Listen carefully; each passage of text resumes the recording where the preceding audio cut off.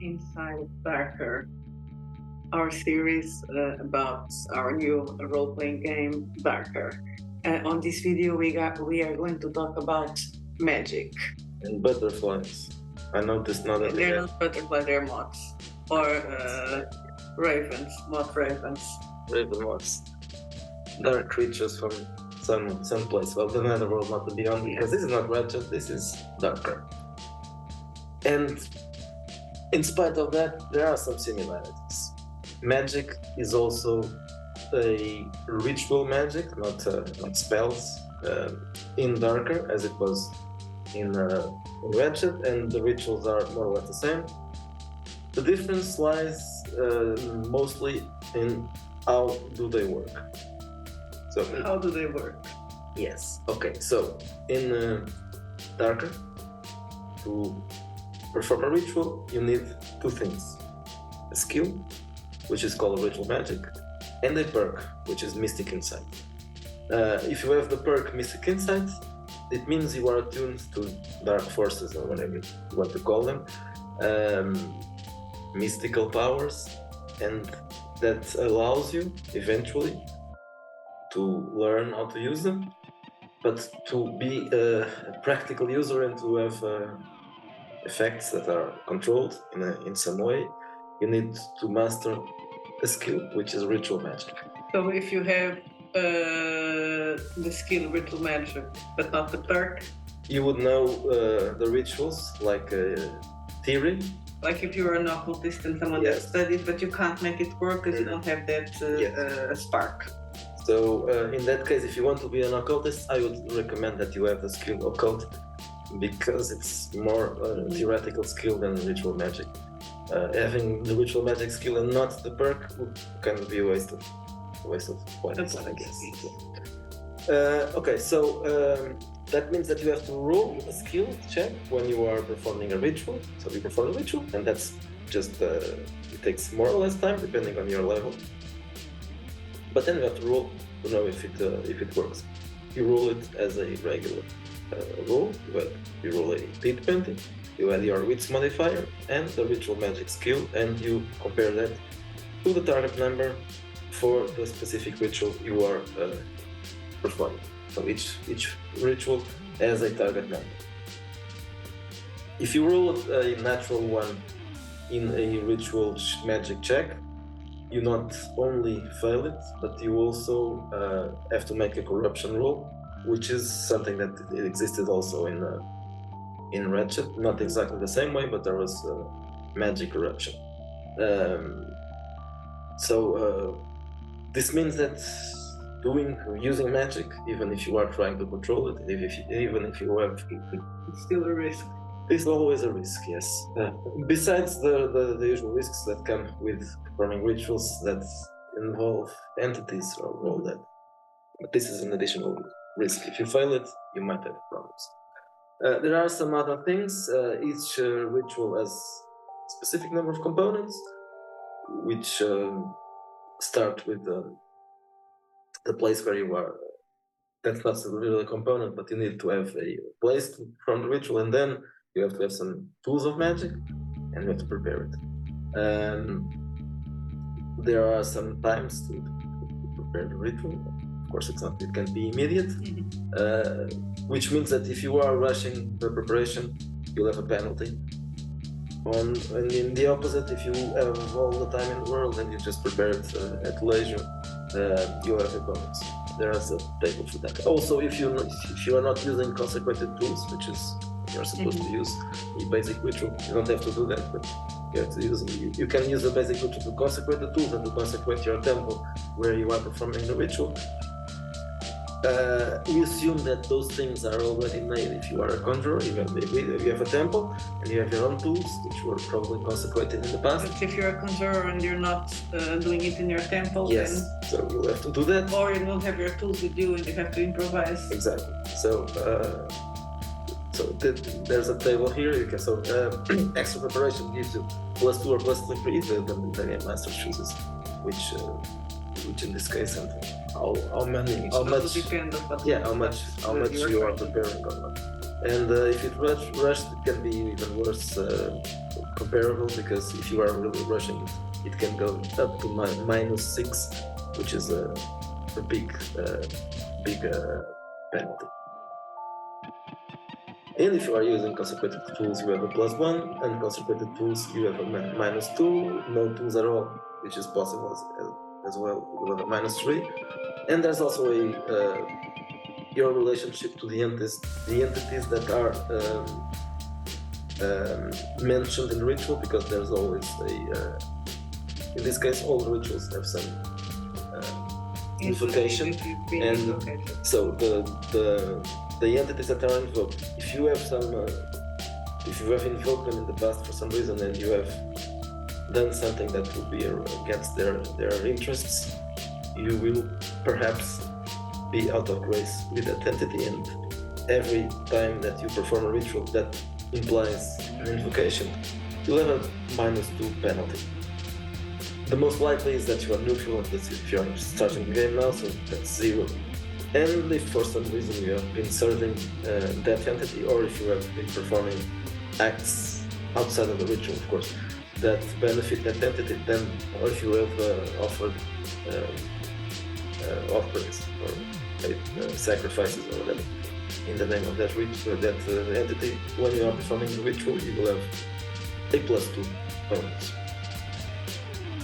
So there are no levels, of course. There are no character levels or ritual levels, which means that you can learn any ritual as long as you have the skill. You can learn rituals. So this is how the magic corruption works. If you fail that rule, so you make an additional wits rule. The target number for this second rule is the same for the ritual, but there are some modifiers. So if the ritual involves a human sacrifice, that means your corruption rule might be more, not might, it will be more difficult, so it might be easier to fail. And also depends if it's a willing human sacrifice, which can happen, or an unwilling sacrifice. Yeah, but in the other, unwilling is the part of the person that is sacrificed, not you. In the other hand, if you are using, I'm looking at it, blessings or charms, or if you are protected, then you have a less the contrary of a penalty. Yes. In that case, well, it's a minus, but it's a bonus in this case. So depending on the degree of failure, different things will happen. So if you fail just by a small margin from 1 to 4, you will get a mild derangement. So it's something like a phobia or obsession or compulsion. Those mental drawbacks that will hinder you less, at least theoretically. If you fail by a lot, you'll have a major derangement. Those that you usually will not choose by yourself when you are creating a character, like catatonia or paranoia, because they will necessarily hinder your character. And if you fail by a moderate amount, you will have a moderate derangement. Those that you probably usually choose when you really need a new drawback. Not phobia to snakes or phobia to spiders, which is the I don't know why catatonia will hinder someone playing. Well, it depends how you're playing, of course. If you are catatonic as a player, it will probably not hinder you. Okay, the rules for different paths are more or less the same as in Ratchet, so you can have more than one path of magic or school of magic, but usually you have at least one that is your major one. Some paths can be put together. There are that some, makes sense. I guess people shouldn't pick paths that don't go well together. Yeah, That'd so be a bit silly. I mean, they can, but it's probably not. So there are some pairings that we have recommended, like Urbanomancer with Cybermancer, because they are all one and the other, they are related to technology and cities, and the pagan and the shaman for the same reason. Dream Mage, Text Mage, of course. Necromancer and traditional conjurers, more or less similar stuff. So, and we already mentioned the list of those schools or traditions that you can have. Yeah, let's just, for example, a Cybermancer and a Sex Mage, it would be weird. Yeah, it really doesn't fit. But that as a as a rule, I would say that it's probably better to choose just one, unless you really want to have some rituals from the other. If you do choose the rituals from the other, you'll have some penalties. The rituals take longer. You have a penalty to your ritual rule, and you can only learn up to 3 rituals from the parent school. The basic rituals are those things that everybody can learn, or everybody has to learn, if you are a conjurer.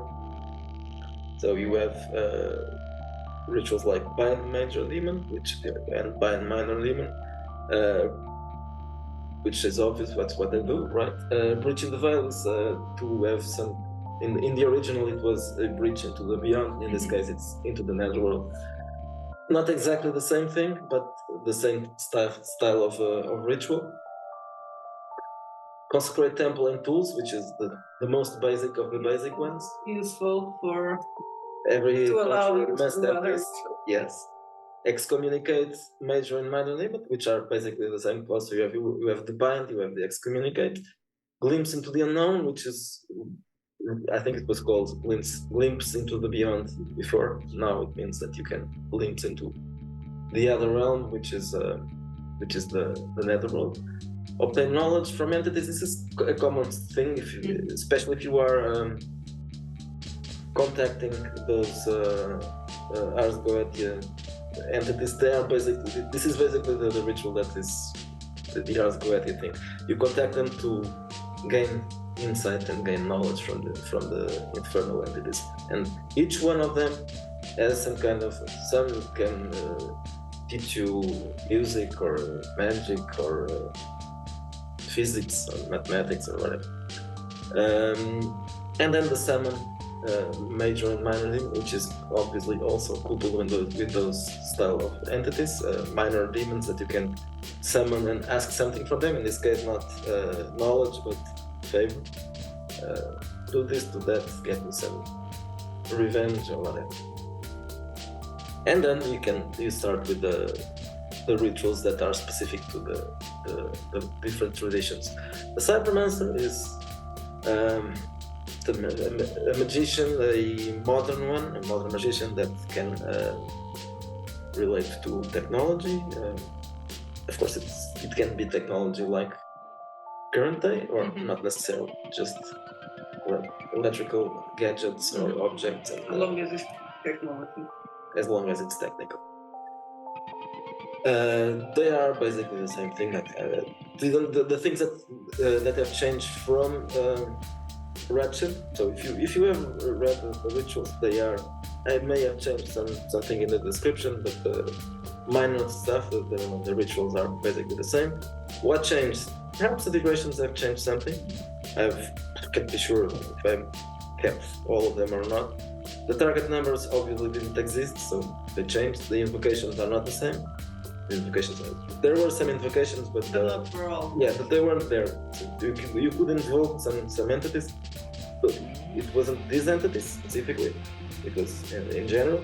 Now you have for each spell or ritual action, you have specific invocations from infernal entities from the lists in Ars Goetia. And that's it. Basically, that's it. Yeah, that's what's changed. Those things. The tools needed. This entry existed in Ratchet. But it's not exactly the same thing. There aren't the same tools. The tools here are more traditional. In Ratchet, it was a little bit more. It depends on the ritual.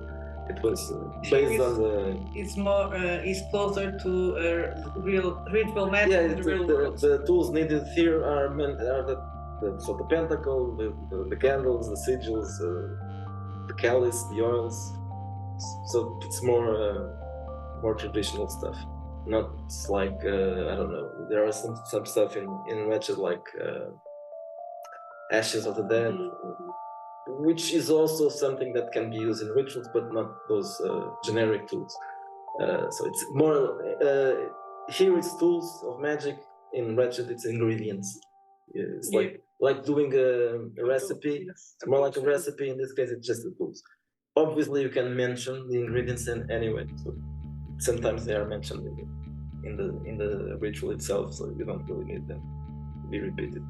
And other than that, it's the same thing. The rituals are basically the same. And I think this covers the chapter on magic. It's still dangerous. It's still you have when you are summoning demons or other creatures from the netherworld, you must be careful. If you cannot control them, they will probably kill you. Even if you can be capable of summoning and they will appear, but then if you can control them, which means bind them, they will probably destroy you.